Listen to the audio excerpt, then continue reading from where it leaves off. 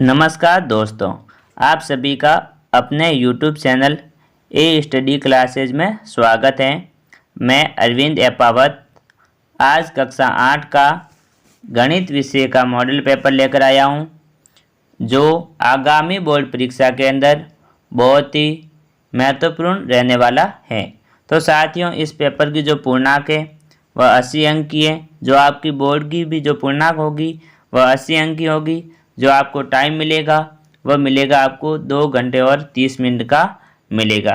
तो साथियों, आज के इस मॉडल पेपर को शुरू करने से पहले आप सभी से एक रिक्वेस्ट करता हूं कि अभी तक आपने मेरे YouTube चैनल को सब्सक्राइब नहीं किया है तो सब्सक्राइब ज़रूर कर ले।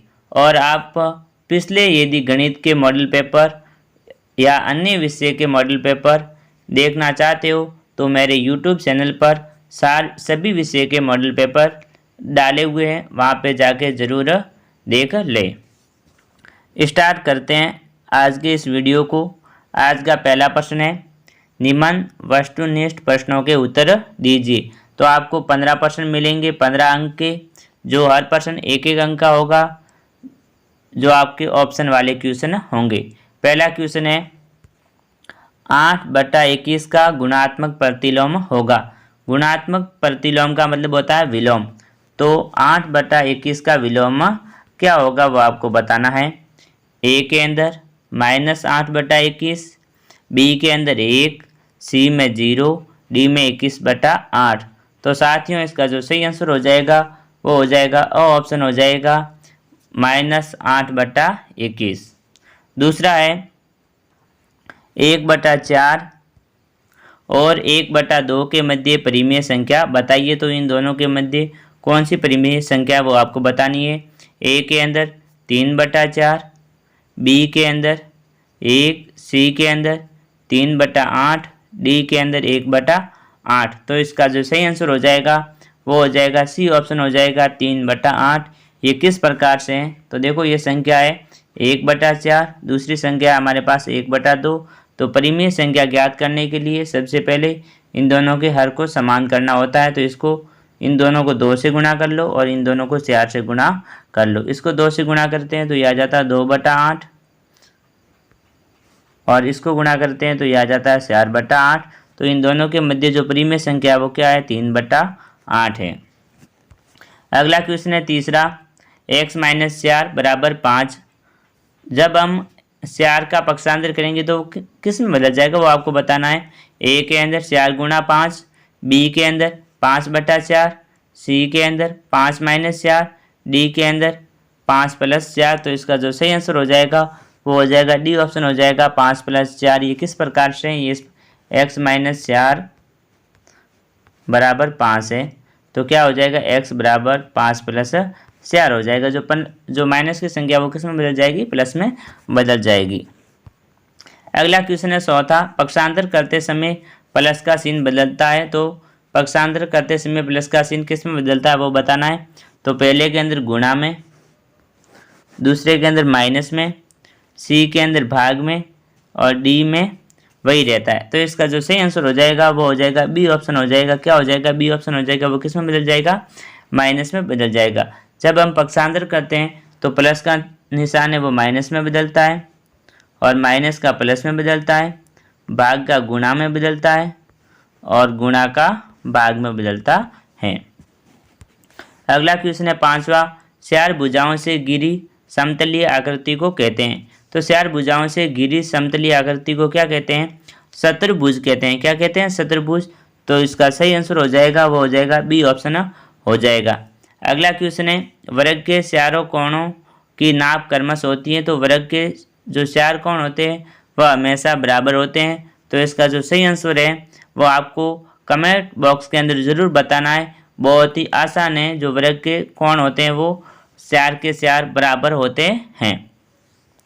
अगला क्वेश्चन है सातवां, 225 का वर्गमूल होगा। तो 225 का वर्गमूल क्या होगा, ए के अंदर 16, बी के अंदर 15, सी में 20, डी में 10। तो इसका जो सही आंसर है वो हो जाएगा बी ऑप्शन हो जाएगा। क्या हो जाएगा, 15 होते हैं। क्या होता है, 15 होता है। जब हम 15 का स्क्वायर करते हैं तो कितने आ जाते हैं, 225 आ जाते हैं। अगला क्वेश्चन है 8वां, 17,400 के वर्गमूल में अंकों की संख्या होगी। तो 17,400 के वर्गमूल में अंकों की संख्या कितनी होगी वो आपको इसके अंदर बताना है। ए के अंदर 3, बी के अंदर 4, सी में 5, डी में 2। तो साथियों इसका जो सही आंसर है वो हो जाएगा, क्या हो जाएगा, बी ऑप्शन हो जाएगा। क्या हो जाएगा, बी ऑप्शन हो जाएगा। कितनी होगी, 3 होगी। किस प्रकार से होगी, तो 17,400 का जो वर्गमूल होता है वो क्या होता है, 120 होता है। कितना होता है, 120। तो इसके अंदर 3 अंक हैं। अगला क्वेश्चन है 9वां, व्यंजक A square plus 2ab plus B का स्क्वायर के गुणनखंड है। तो ये एक सर्व समीकरण है, आपकी बुक से लिए गया है। तो इसका जो सही आंसर हो जाएगा वो हो जाएगा ए ऑप्शन हो जाएगा, ए प्लस बी का होल स्क्वायर। अगला क्वेश्चन है 10वां, मूल बिंदु के निर्देशांक है। ए के अंदर 1 1, बी में 0 0, सी में -1 डी के अंदर 2 2। तो इसका जो सही आंसर है वो हो जाएगा, बी ऑप्शन हो जाएगा 0 0। तो मूल बिंदु के निर्देशांक हमेशा 0 0 होते हैं। अगला क्वेश्चन है 9वां, 8/5 एक्स स्क्वायर में एक्स स्क्वायर का गुणांक है। तो 8/5 स्क्वायर में एक्स को किससे गुणा किया गया है वो आपको बताना है। ए के अंदर 8/5, बी में 5, सी में 8, डी में 5/8। तो इसका जो सही आंसर हो जाएगा वो हो जाएगा, ए ऑप्शन हो जाएगा। क्या हो जाएगा, ए हो जाएगा 8/5। अगला 9वां क्वेश्चन है। तो साथ ही इस प्रश्न के अंदर कुछ त्रुटि हो चुकी है। अगला क्वेश्चन है 13वां, 3 की घात 0 का मान होता है। तो 3 की घात 0 का मान कितना होता है वो आपको बताना है। ए के अंदर 3, बी के अंदर 2, सी के अंदर 1, डी के अंदर 0। तो इसका जो सही आंसर है वो हो जाएगा, ए ऑप्शन हो जाएगा। क्या हो जाएगा, ए ऑप्शन हो जाएगा, 3 आ जाएगा। क्या आ जाएगा, 3 उत्तर आ जाएगा। अगला क्वेश्चन है आपका 14वां, 6x प्लस 18x का सार्वक गुणनखंड होगा। तो सार्वक गुणनखंड का मतलब है आपको यहाँ पर ऐसी संख्या लेनी है कि इन दोनों संख्याओं के अंदर उस संख्या का भाग जाए, वह संख्या बड़ी संख्या हो। ए के अंदर y, बी के अंदर 6y, सी के अंदर 6x, डी के अंदर xy। तो इसका जो सही आंसर है वो क्या हो जाएगा, सी ऑप्शन हो जाएगा। क्या हो जाएगा, सी ऑप्शन हो जाएगा। ये नहीं, इसके अंदर हो जाएगा, सी ऑप्शन हो जाएगा 6x। क्या हो जाएगा, 6x, क्योंकि 6x का 6x में भी भाग जाता है और 18xy में भी भाग जाएगा। अगला क्वेश्चन है 15वां, 3 से विभाज्य संख्या है। तो आपको 4 संख्या दी गई, इनमें से किस संख्या के अंदर 3 का पूरा भाग जाता है वो आपको बताना है। ए के अंदर 82, बी के अंदर 97, सी के अंदर 41 और डी के अंदर 78। तो साथियों इसका जो सही आंसर है वो हो जाएगा, डी आंसर हो जाएगा। क्या हो जाएगा, डी 78। दूसरा क्वेश्चन है रिक्त स्थानों की पूर्ति कीजिए। तो इसके अंदर आपको खाली जगह भरनी है। पहली खाली जगह है, यदि किसी संख्या में इकाई का अंक सम संख्या हो तो वह संख्या से विभाज्य होती है। तो वह संख्या किससे विभाज्य होती है, 2 से विभाज्य होती है। तो खाली जगह के अंदर आ जाएगा 2। अगला क्वेश्चन है 18 के घन के इकाई का अंक होगा। तो 18 के घन के इकाई का अंक क्या होगा वो आपको बताना है। तो इसके अंदर आ जाएगा 2 आ जाएगा। कितना आ जाएगा, 2। किस प्रकार से आया, 18 का हम क्यूब करते हैं तो हमारे पास संख्या आ जाती है, वह आ जाती है 5832। कितना आ जाता है, 5832। जो इसका इकाई का अंक है वो कितना है, 2 है। अगली खाली जगह आपकी अंकित मूल्य पर दी गई सूट कहलाती है। तो अंकित मूल्य पर दी गई सूट क्या कहलाती है वो आपको बताना है। तो खाली जगह के अंदर आ जाएगा बट्टा कहलाती है। क्या कहलाती है, बट्टा कहलाती है। तो इसके अंदर आपको लिखना है बट्टा। अगली खाली जगह है 8xyz माइनस 5xyz का हल है। तो आपको 8xyz में से 5xyz को घटा देना है। तो पीछे कितने बच जाते हैं, 3xy और z बच जाते हैं। लास्ट खाली जगह है संख्याओं को संख्या रेखा पर निरूपित किया जा सकता है? तो यहाँ पर आ जाएगा परिमेय। तो परिमेय संख्याओं को संख्या रेखा पर निरूपित किया जा सकता है। अगला क्वेश्चन है तीसरा, यदि 243 की घात x प्लस 1 बराबर 243 की घात माइनस 5 है तो x का मान ज्ञात कीजिए। तो इसके अंदर आपको x का मान ज्ञात करना है। अगला क्वेश्चन है चौथा, 8वीं कक्षा में अध्ययनरत पद विद्यार्थियों में से 60% विद्यार्थियों ने गणित विषय में ए ग्रेड प्राप्त की है। तो ए ग्रेड प्राप्त करने वाले विद्यार्थियों की संख्या ज्ञात कीजिए। तो साथियों यहाँ पर आपको लिखा हुआ है, पद नाम लिखा हुआ है, यहाँ पर आपको कोई संख्या मान लेनी है। क्या मान लेनी है? संख्या। जिस प्रकार से मैं आपको बताऊँ, यहाँ पर मान लो कि 46 विद्यार्थी हैं। कक्षा में कितने विद्यार्थी हैं? 46। तो 8वीं कक्षा में अध्ययनरत 46 विद्यार्थियों में से 60% विद्यार्थियों ने तो गणित विषय के अंदर ए ग्रेड प्राप्त किया है। तो ए ग्रेड प्राप्त करने वाले विद्यार्थियों की आपको क्या ज्ञात करनी है? संख्या ज्ञात करनी है। तो 46 का आपको 60% ज्ञात करना है। अगला क्वेश्चन है, तो कितना आ जाएगा? तो मैं आपको इसके अंदर हल करके बता देता हूँ। तो ये इस प्रकार से लिखना है, 46 विद्यार्थी है, कितना ज्ञात करना है? 60। तो क्या लिखोगे? 46/100 गुणा 60 लिख देना है। क्या लिख दोगे? 60 लिख देना है आपको। 60 लिख दोगे। तो यहाँ पे लिखा था हमने 46/100 गुणा 60। 60% हमें ज्ञात करना है। कितना हो जाएगा? एक जीरो से एक जीरो कट गया, इस जीरो से ये जीरो कट गया। तो 6 को 4 से गुणा कर लेंगे तो कुल विद्यार्थी कितने आ जाएंगे?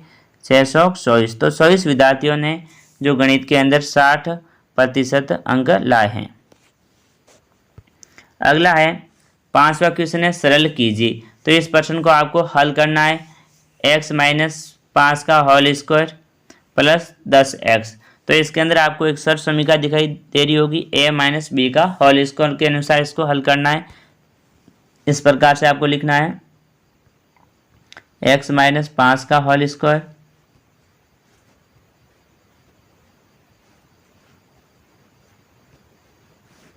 Plus 10x। क्या लिख दोगे? 10x लिख दोगे। लिख दिया 10x। तो यहाँ पे लिखनी है आपको सर्व समीकरण a माइनस बी का होल स्क्वायर बराबर A square minus 2ab plus B square. क्या लिख दोगे?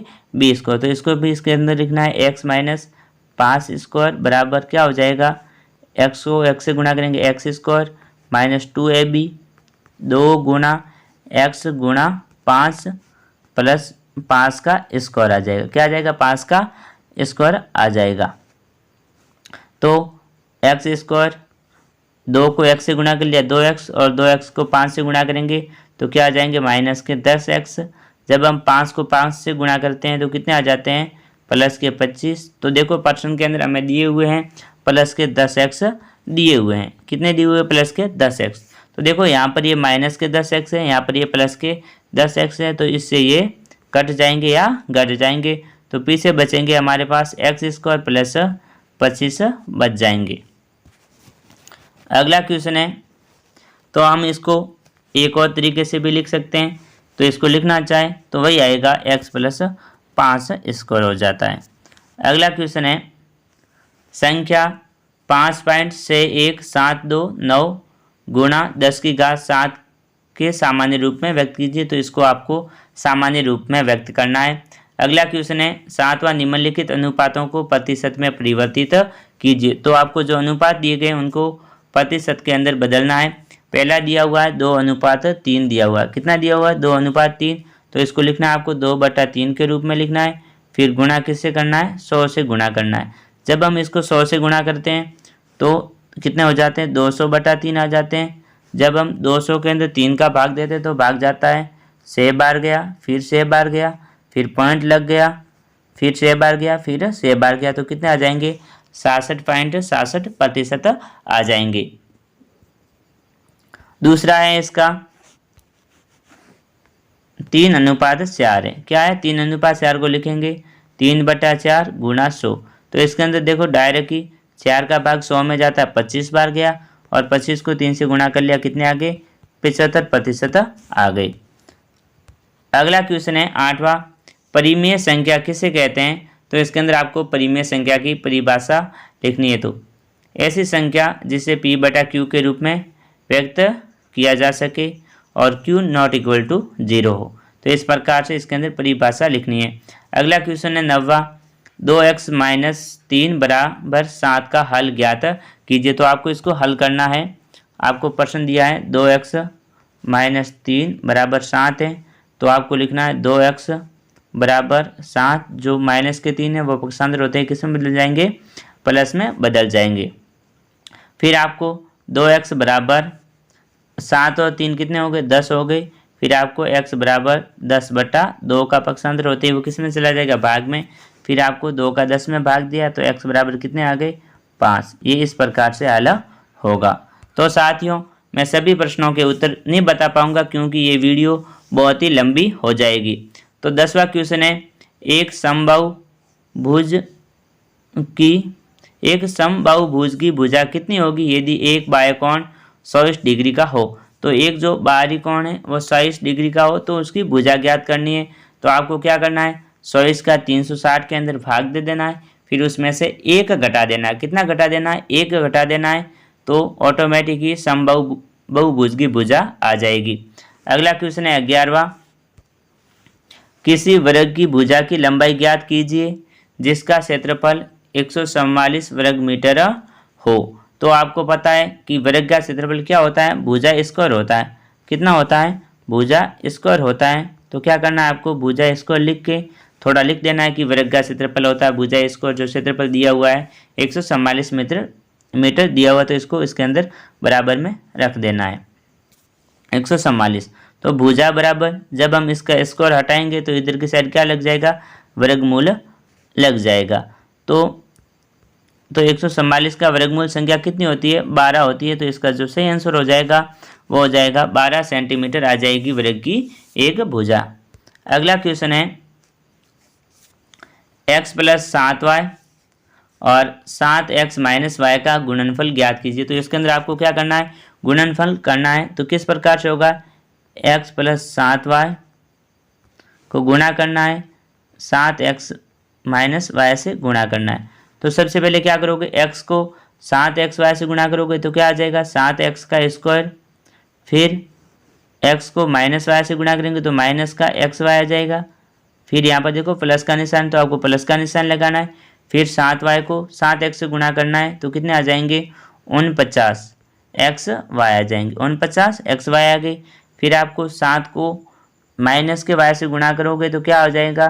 तो 7 के साथ y को y से गुणा कर लिया माइनस के y स्क्वायर। तो देखो यहाँ पर भी xy माइनस के, तो यहाँ पर ये 49xy, तो एक xy घटा दो 49 में से, तो पीछे बचेंगे यहाँ पर 7x का square plus 48xy plus minus के 7y का स्क्वायर पीछे बच जाएगा। अगला क्वेश्चन है 5 की घात -1 इंटू 2 की घात -1 कोष्टक 1 गुणा 6 की घात -1 का मान ज्ञात कीजिए। तो इसको भी आपको हल करना है। अगला क्वेश्चन है यदि 31x 5,3 का एक गुणज है जहाँ z एक अंक है तो z का मान क्या हो सकता है? इसके अंदर आपको z का मान ज्ञात करना है। अगला क्वेश्चन है 15वां, दिए गए समांतर चतुर्भुज में PQRS में कोण x तथा कोण y के मान ज्ञात कीजिए। तो इसके अंदर आपको x और y का मान ज्ञात करना है। तो मैं आपको बता देता हूँ। यहाँ पर देखो ये रेखिक युग्म कोण बन रहे हैं, तो यहाँ पर 70 डिग्री है। तो रेखिक युग्म कोणों का योग होता है वो हमेशा कितना होता है? 180 डिग्री होता है। तो 180 में से आपको 70 घटा देने हैं, तो पीछे कितने बच जाते हैं? 110 डिग्री बच जाते हैं। कितने बच जाते हैं? 110। तो ये कोण कितना आ गया? ये आ गया 110 डिग्री आ गया। ये कोण 110 डिग्री आ गया है, तो आपको क्या करना है? इन दोनों का योग भी 180 डिग्री होगा। तो यहाँ पर आधा कोण है वो तो हमें पहले से 40 डिग्री दिया हुआ है। तो क्या करोगे आप? 110 प्लस 40 को जोड़ना है, तो कितने हो जाते हैं? 150 हो जाते हैं। फिर 150 में से आपको 180 घटा देना है, तो फिर से कितना बच जाता है? 30 डिग्री बच जाता है। कितना बच जाता है? 30। तो x का मान आ गया 30, तो पीछे बचा y, तो यहाँ पर एक एकांतर कोण बन रहा है। क्या बन रहा है? एकांतर कोण बन रहा है। इस प्रकार से ये जेड का निशान बन रहा है, तो ये 46 डिग्री है, तो ऑटोमेटिक वाई का मान भी कितना आ जाएगा? 46 डिग्री आ जाएगा। ये था इस प्रकार से क्वेश्चन। अगला क्वेश्चन है 16वां, मान ज्ञात कीजिए। -2/3 इंटू 3/5 प्लस 5/2 माइनस 3/5 गुणा 1/6 को आपको हल करना है। अगला क्वेश्चन है 17वां, ए तथा बी का मान बताइए, जहाँ ए तथा बी एक अंक है। ए तथा बी क्या? एक अंक है। तो यहाँ पर देखो ए का मान क्या हो जाएगा वो आपको बताना है। तो ए का मान हो जाएगा 7 और 2 कितने हो जाते हैं? 9 हो जाते हैं। तो ए का मान कितना आ गया? 9। जब हम यहाँ पे 9 रखते हैं ए की जगह पर यहाँ पर, तो 9 और 3 कितने हो जाते हैं? 12। हासिल लगी 1 लगी हासिल, और 6 और 1 कितने हो गए? 7 आ जाते हैं। तो यहाँ पर कितने आ जाएंगे? 7। यहाँ पर भी आ गए 9। तो बी का मान कितना हो जाएगा? 7 आ जाएगा। अगला क्वेश्चन है 18वां, एस ओ पी एक आयत है, एक्स का मान ज्ञात कीजिए। यदि एस ई 2x + 4 है और ओ पी 3x + 1 है, तो इस प्रश्न को आपको हल करना है। अगला क्वेश्चन है 19वां, 1/2 गुणा 2(1)22 गुणा 4(1)26। तो सबसे पहले आपको जो गुणा के निशान दिए गए सभी में, तो जो घाते हैं उन सभी को जोड़ दो। 2 ये 22 ये कितनी होगी? 24 24 और 26 कितनी होगी? 25 होगी। तो अरे 50 होगी। तो 50 1/50 ये आ गई। फिर आपको 2 को 4 से गुणा कर लेना है, तो कितने हो जाते हैं? 8 हो जाते हैं। तो 8 1/50 आ जाएगा उत्तर। अगला क्वेश्चन है 20वां, रेहाना ने एक कूलर 10% वैट सहित 3,300 रुपये में खरीदा, तो वैट के जुड़ने से पहले कूलर का मूल्य ज्ञात कीजिए। अगला क्वेश्चन है आपका 21वां, साहिल की माँ की वर्तमान आयु साहिल की वर्तमान आयु की 3 गुनी है, तो 5 वर्ष बाद उन दोनों की आयु का योग 66 वर्ष हो जाएगा, तो उनकी वर्तमान आयु ज्ञात कीजिए। तो आपको सबसे पहले साहिल की आयु मान लेनी है कि उसकी आयु माना कि कितनी है? x वर्ष है, और साहिल की जो माँ की आयु है वो कितनी हो जाएगी? 3x हो जाएगी। कितनी? 3 गुना है। तो फिर क्या पूछा है कि 5 वर्ष बाद, तो इन दोनों के अंदर 5 को जोड़ देना है। 5 इसमें प्लस कर दो, 5 इसमें प्लस कर दो। फिर बताया कि इन दोनों के 5 वर्ष बाद योग कितना बताया? 66 वर्ष बताया। तो आपको इसको इस प्रकार से लिखना है, x + 5 + 3x + 5 बराबर 66 वर्ष दिया हुआ है। तो 3x और 1x कितना हो गया? 4x हो गए। 5 और 5 कितने हो गए? 10 हो गए। 66 के 66 आ गए। तो 4x बराबर 66 में से 10 घटा देने, तो 4x बराबर कितने बच जाते हैं? 54 बच जाते हैं। कितने बच जाते हैं? 54। तो x का x रह जाएगा, इधर हो जाएगा 54/4। कितना आ जाएगा? 54/4। फिर आपको क्या करना है? 54 के अंदर 4 का भाग दे दो, तो x का मान कितना आ जाता है? 17 आ जाता है। कितना आ जाएगा? 17। अरे 54 नहीं, 56 बच जाते हैं, सॉरी।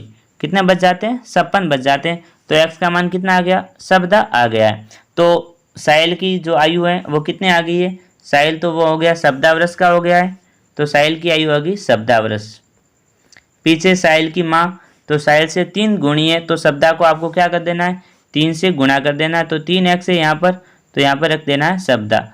तो x की जगह पर कितने आ गए? 17 आ गए। तो कितने हो जाएगी? 42 वर्ष हो जाएगी। माँ की आयु कितनी हो जाएगी? 42 वर्ष हो जाएगी। इस प्रश्न को इस प्रकार से हल करना है। अगला क्वेश्चन है, उपयुक्त पैमाने का प्रयोग करते हुए निम्न नाविकाओं में दी गई राशियों के लिए आलेख बनाइए। तो इसके अंदर आपको एक आलेख बनाना है। 23वां क्वेश्चन है, निम्नलिखित व्यंजकों में से किन्हीं 2 के गुणनखंड कर भाग दीजिए। तो आपको सबसे पहले इनके टुकड़े करने हैं, फिर इसके अंदर क्या देने हैं? भाग देने हैं। अगला क्वेश्चन है last, a + b + c, a + b + -c को सरल कीजिए। तो इसके अंदर आपको गुणा करना है। a को a से गुणा करेंगे, a² हो जाएगा। फिर प्लस a को b से गुणा करेंगे, ab हो जाएगा। फिर a को -c से गुणा करेंगे, तो माइनस के क्या हो जाएगा? ac हो गया। क्या हो गया? ac। फिर प्लस के b को a से गुणा करेंगे, तो इसको हम लिख सकते हैं इस प्रकार से, या तो इसे ba लिखो या फिर ab लिख दो प्लस का। क्या लिख दिया ए बी। फिर बी को बी से गुणा कर लिया तो प्लस का बी स्क्वायर हो गया। फिर आपको प्लस के बी को माइनस के सी से गुणा करेंगे तो क्या आ जाएंगे माइनस का बी सी हो गई, बी सी आ गया। क्या आ गया बी सी। फिर क्या है प्लस दिया हुआ है, प्लस का निशान लगा लिया। सी को ए से गुणा कर लिया तो या तो सी ए लिखो या ए सी लिखो, कुछ भी लिख सकते हो। फिर आपको सी को प्लस के बी से गुणा करना है, या तो इसे सी भी लिखो या प्लस का बी सी भी लिख दो। फिर पीछे बचा प्लस के सी को माइनस के सी से गुणा कर लिया तो सी का स्क्वायर। तो देखो यहाँ पर भी ए बी है और यहाँ पर भी ए बी है, ये तो ए बी है माइनस का,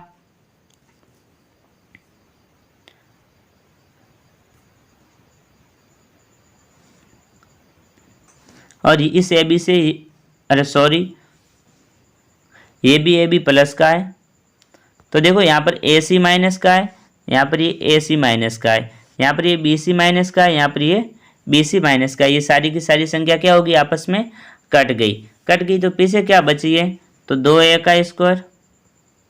तो देखो यहाँ पर ये प्लस के ए बी थे, ये प्लस के ए बी एक, और यहाँ पर भी ये प्लस के ए बी, तो कितने हो जाएंगे प्लस के 2a बी हो गए, प्लस के कितने हो गए 2a बी हो गए। फिर हमारे पास बचे थे बी स्क्वायर बचे हुए हैं, और फिर क्या बचे हुए माइनस के सी स्क्वायर बचे हुए हैं। इसका हल इस प्रकार से हो जाएगा। अगला क्वेश्चन है, तो साथियों ये था आज का गणित का मॉडल पेपर जो बहुत ही इम्पोर्टेंट है। तो साथियों वीडियो कैसी लगी आपको कमेंट करके ज़रूर बताएं, और अपने भाई बंधु और साथियों को इस वीडियो को शेयर ज़रूर करें। एक बार और आपसे भी से रिक्वेस्ट करता हूं कि अभी तक आपने मेरे YouTube चैनल को सब्सक्राइब नहीं किया है तो सब्सक्राइब ज़रूर कर लें। जय हिंद, जय भारत साथियों।